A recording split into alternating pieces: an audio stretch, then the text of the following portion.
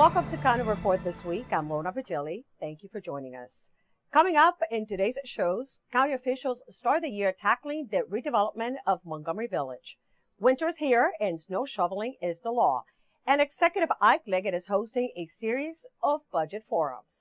But first, Montgomery County planners are getting ready to launch a series of community workshops that will focus on the future of Montgomery Village.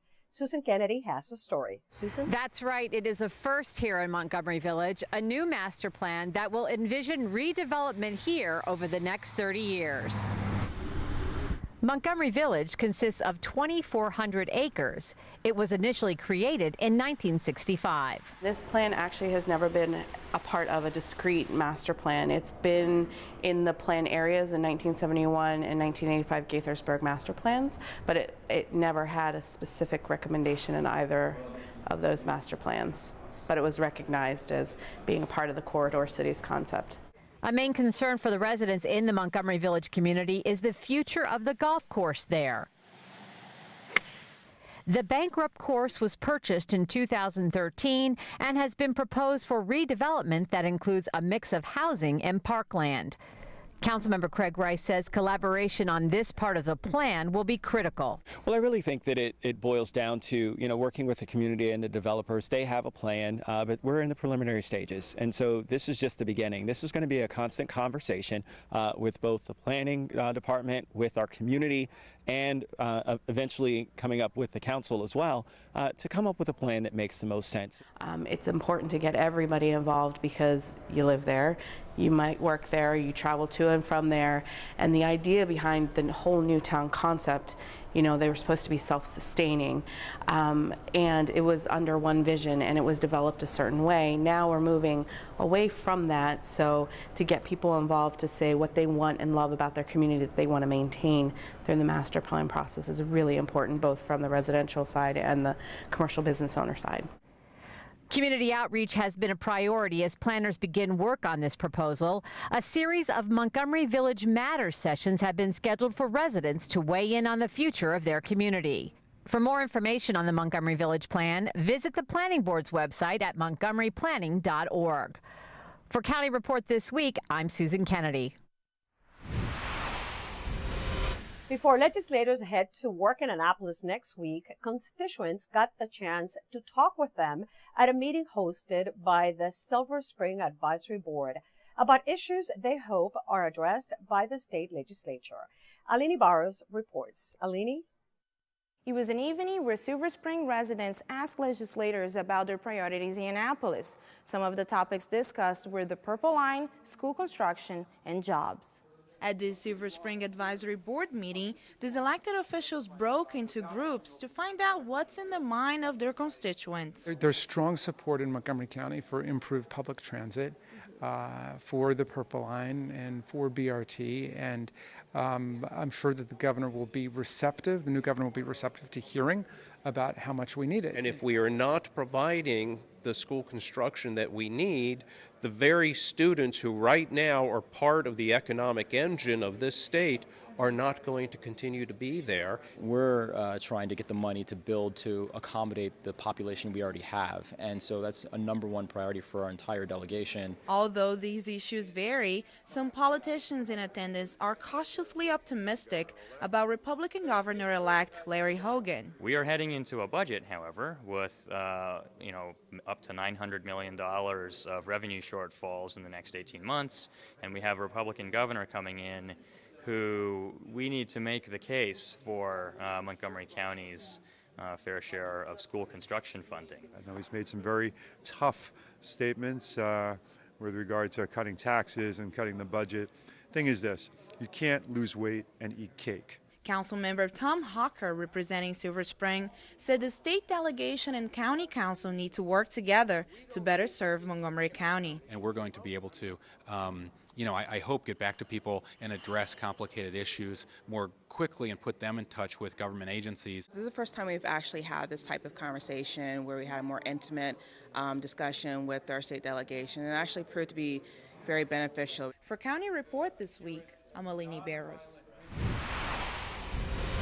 At a recent briefing with reporters, Montgomery County Executive Ike Leggett said the county's police department is reviewing the use of body-worn cameras. We are looking at that. The chief is reviewing that, and I think the approach that we're going to take, he's going to look at introducing them, I think, with the recruit class and use them through the training process and gradually move the process forward so that we would eventually have them throughout the department. Now, there are some things we have to do. I think there's some question related to the law in the state of Maryland related to evidence gathering, those kinds of things that need some clarification on the cost of it. But we are committed to moving forward, and of course you have to deal with ongoing union discussions about how you formally do that. But we can do it right now with the training class as a model for how we may eventually want to move forward. When it comes to the Purple Line, Congressman Chris Van Hollen says it is important to keep the project on track while being sensitive to all stakeholders impacted by it. Yes, it would be a big mistake to pull the plug on the Purple Line. It's going to present many important economic opportunities. The funding is there from the federal government, and so it's really important that we move forward. Now, we need to move forward in a way that's sensitive to the needs of the local communities, the right-of-way, the hiker-biker trail, the homes and businesses in Silver Spring and other places. But we should do that in a way that moves us forward. This week, County Executive Ike Leggett started conducting a series of budget forums around the county. As usual, residents are invited to attend and provide input about priorities for the fiscal year 2016 operating budget. Here is the listing of the upcoming forums scheduled this month.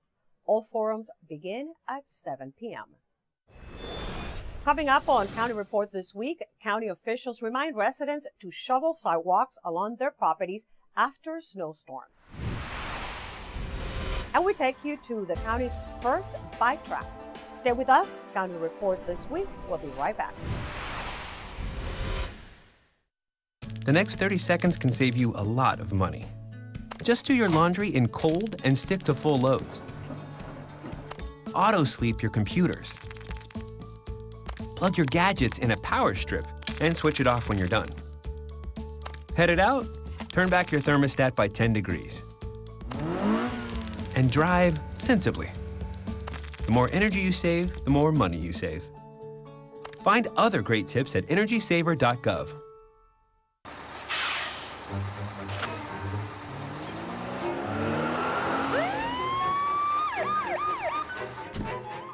Hey, mister, down here. You illegally passed the stop school bus. I'm placing you in timeout, and this timeout means big fines, plus you really could have hurt somebody. That's why school buses are being equipped with video cameras to help kids like me stay safe, so respect the bus. Did you know there are more than 10,000 county government phone numbers? But there's only one number you need to remember for non-emergency calls, 311. MC311 is Montgomery County government's online telephone information system. Need information? Have a problem or complaint? Trying to locate a county government facility? Call 311. The call center is open Monday through Friday, 7 a.m. to 7 p.m. The website is available 24 hours a day, 7 days a week. Welcome back to County Report this week. I'm Lorna Virgili. Well, winter season is here, and County Executive Ike Leggett announced an initiative to remind residents they are required by law to clear sidewalks in front of their properties within 24 hours of the end of a snowstorm. With shovels in hand, 3 council members joined Executive Ike Leggett in a call to all county residents to clear their sidewalks of snow and ice. But when you have a county as large as Montgomery County, we have communities that oftentimes that are disconnected. We have kids who are walking to school, people who are walking in the streets. You can see the potential for danger, and that danger is around us in many forms. We want to avoid that. And one of the ways we can avoid that at a relatively simple process is encourage and to acknowledge the work that our many citizens and residents can do, that is to clear the sidewalks of snow and ice.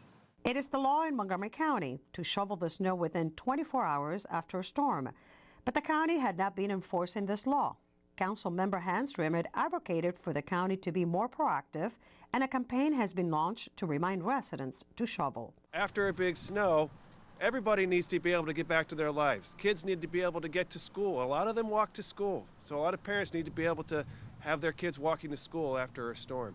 A lot of people use public transportation. You know, a lot of times you'll walk to the bus stop or you'll walk to the metro, so you need to be able to access the sidewalk. A lot of people don't drive, they don't even own a car, but they might need to walk to the drugstore or walk to get groceries. So after the storm falls, we all have a job to do to get the sidewalks cleared.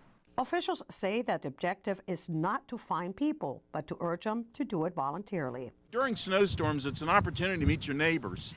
And it's a possibility if one of your neighbors cannot shovel their own walk, it's a chance to go and to make certain that all the neighborhood helps each other out to make certain that we're all safe. All single-family households in the county will receive a postcard mailer reminding them about the law. The campaign will also include bus signs and posters at county libraries and other facilities. The violation fine for not shoveling is $50. For more information, visit montgomerycountymd.gov/safe-sidewalks. With the snow season underway, the county wants to remind residents about its online tool to make it easier to decide when to safely venture out following a snowstorm. The map tool will show the progress of snowplows throughout the county and indicate when emergency roads, primary neighborhood streets, and neighborhood streets have been cleared. When a snowstorm is predicted, we put up on our website, on our homepage, a link to all kinds of information about snow. You know, whether things are closed, open, and included in that is a snow map, which shows the progress of the snowplows as they're going around the county and clearing snow. Because you can put in your address and see where the snowplows are in relationship to where you live. To check out the snow map, go to montgomerycountymd.gov/snowmap.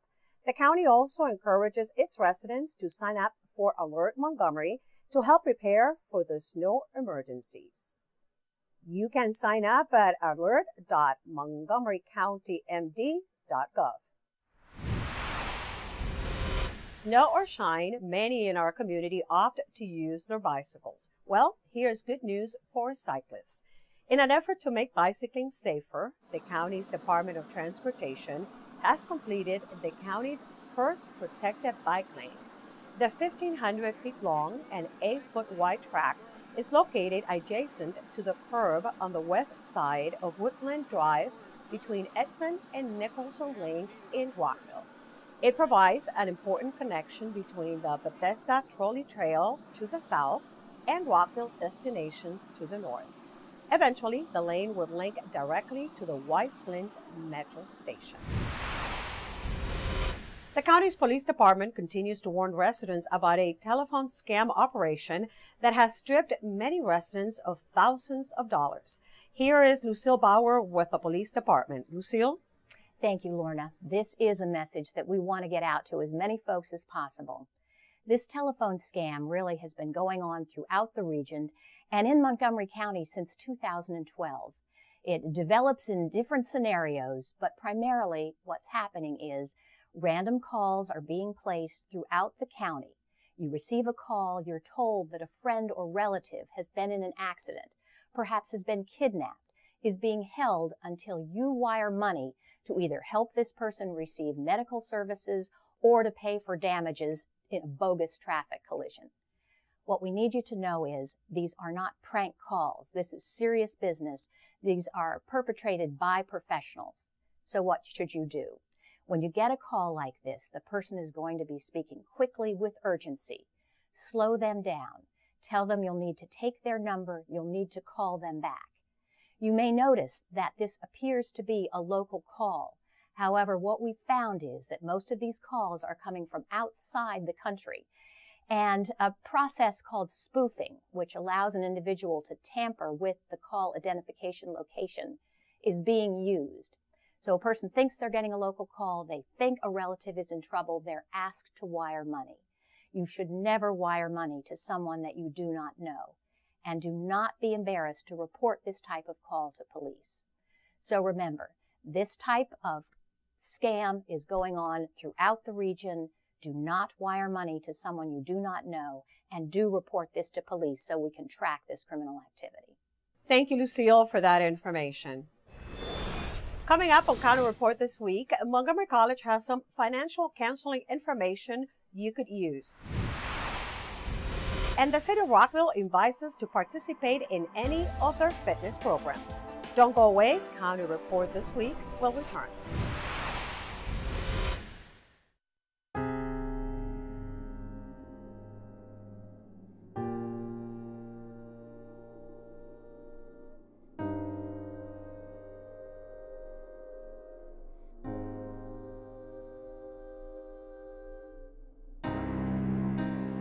There's a reason why area law enforcement are out enforcing pedestrian and traffic safety laws and preventing killer pedestrian crashes. Be alert. Be street smart. In Montgomery County, we have a goal to reduce waste and recycle 70% of all waste by 2020. By recycling and reducing waste, we save natural resources and make our community even better. So recycle at home, work, school, everywhere, and keep recycling going. For more information, call the Montgomery County, Maryland Division of Solid Waste Services at 311 or visit montgomerycountymd.gov/recycling. Keep it going. Recycle more now.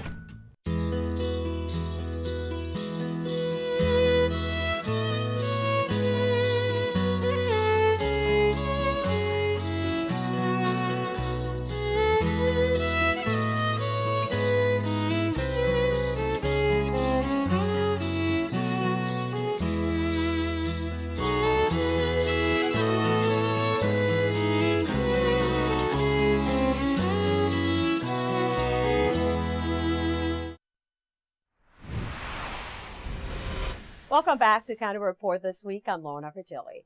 If financial goals are at the top of your New Year's resolutions, you'll want to know what Montgomery College has to offer.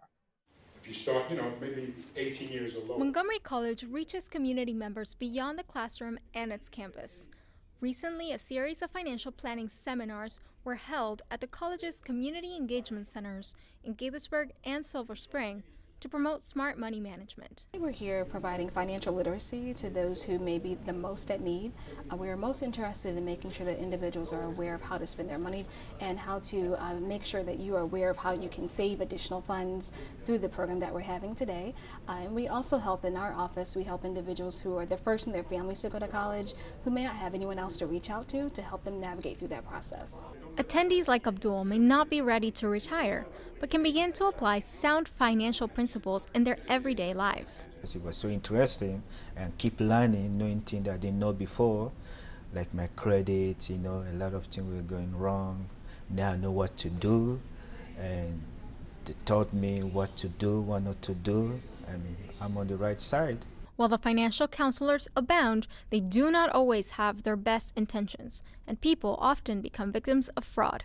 Well, even though we live in one of the wealthiest counties, there's also a prime target for predators that can come, predatory lending, things like that, where people, as we know, coming from different communities, coming from different countries, may not be aware of our laws, may not be aware of how things work. And therefore, a lot of people are out there saying, well, you come do this, or come sign this, and things like that, and they've made grave mistakes. So we feel with educating people on what not to do, especially with predatory lending, payday loans, things like that, that they shouldn't get involved in, but it's easy for them to do because it's easy money. With seminars like this, Montgomery County residents access a wealth of information and resources that are sound, reliable, and interpreted in Spanish, French, or Amharic. For County Report this week in Silver Spring, I'm Carolina Galeano. Kids have great ideas, and some Montgomery County Public Schools students got to articulate their thoughts to a captive but important audience. MCPS TV has the story. Can work on homework assignments together. Middle school students from the MCPS Alternative Education Program had the opportunity to be a part of the first annual Educational Forum. where they were able to share their ideas on a variety of topics such as school start times, extracurricular activities, and technology in schools. One of the things that students really need to be able to do is articulate themselves well, to be able to explain their ideas, provide reasoning behind it. And I wanted to create an authentic experience for these kids where they can actually practice those skills in a real-world environment that they'll need for the rest of their life. And this is giving them an opportunity for them to learn how to tell their stories and share their wonderful, beautiful ideas in a manner that they will be heard. Students researched, wrote, and developed presentations that integrated their personal experiences into solutions to topics that matter to them. To prepare and fine-tune their presentation skills, the students worked with staff from Ford's Theater as part of Ford's National Oratory Fellows program. Working with Krista, collaborating with Krista to learn how to help the students learn how to write a persuasive speech and to be able to have students learn about the power of public speaking and what that can mean for them to be able to speak about issues that are important to them. Students presented to their peers, school administrators, community leaders, and special guests, including members of the Montgomery County Board of Education and Superintendent Joshua Starr. And family members who thank you so much for being here today. The students received a positive response from all those attending. Kids don't get to say their voice in front of people, but I feel like I could really talk to them and talk to everyone here. I have goals that I need to reach and that I have points that need to be heard. I was very nervous to do it because this is my first time doing anything like this. Students tell the truth. You know, kids aren't afraid to tell us what's really going on. And as adults, particularly superintendents, it's just so important to hear what our kids have to say. Always enlightening when our kids get to talk to us, and I'm really thrilled that they organized this event for us today. The day of observance of the Dr. Martin Luther King Jr. holiday will be Monday, January 19th. During this day of service, thousands of volunteers will come out to participate in community service projects that help many local nonprofits. Martin Luther King Day of Service is a day in which we bring volunteers and organizations together to do service projects. These service projects help the community. The event is for all ages. It's a very family-friendly event. We have individuals to come out. We also have groups to come out. Volunteers can go on our website and sign up, but there are people that just come just on that day. To find out where you can volunteer, go to montgomeryserves.org. In addition to service opportunities for MLK Day, Montgomery County will also be having its fabulous annual Martin Luther King Jr. tribute and celebration held at Strathmore at 3:30 p.m. And it is free, but those interested in attending should obtain tickets by visiting strathmore.org or by calling 301-581-5100.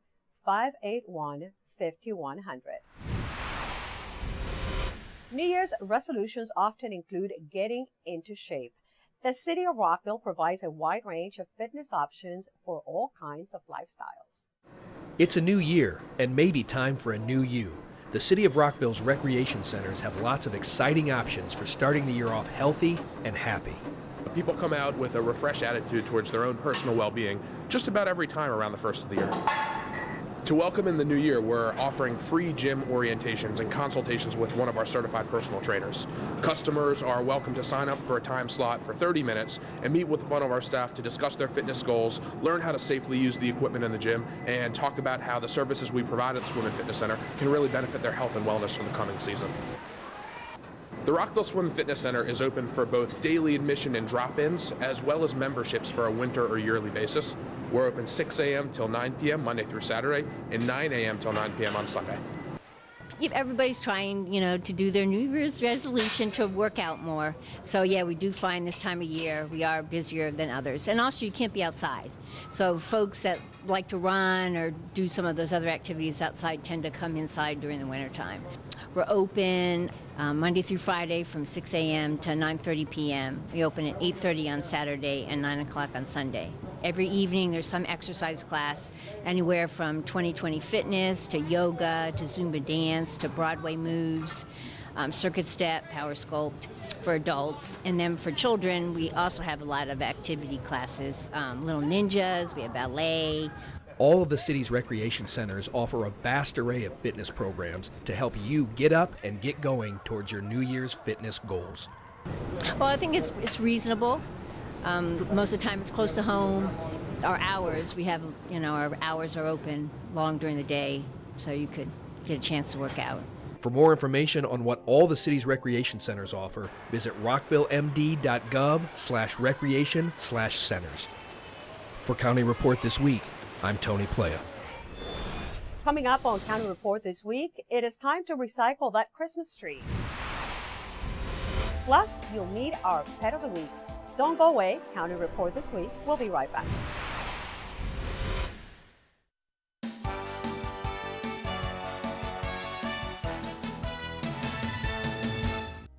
There's still time to register for spring semester classes at Montgomery College. Choose courses from more than 130 majors and programs offered at our campus locations and online. Classes begin January 26th. Register today online or at any of our 3 campuses. With the winter weather upon us, now is the time to sign up for MC Alert. Receive college closing, delay, and emergency information via text message and email. The service also sends important information about Montgomery County weather and traffic events. And make plans to see 407 Years Ago, a patriotic and inspiring new Civil War musical at the Perilla Performing Arts Center on MC's Rockville campus, Saturday, January 17th at 11 a.m. This show is recommended for ages 9 and up.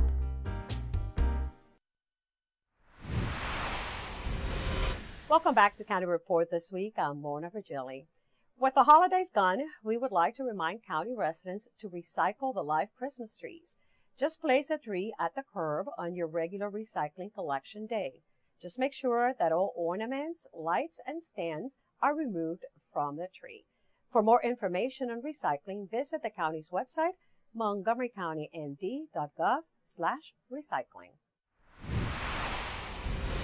Let's visit Brookside Gardens and check out what our friends there have for us today.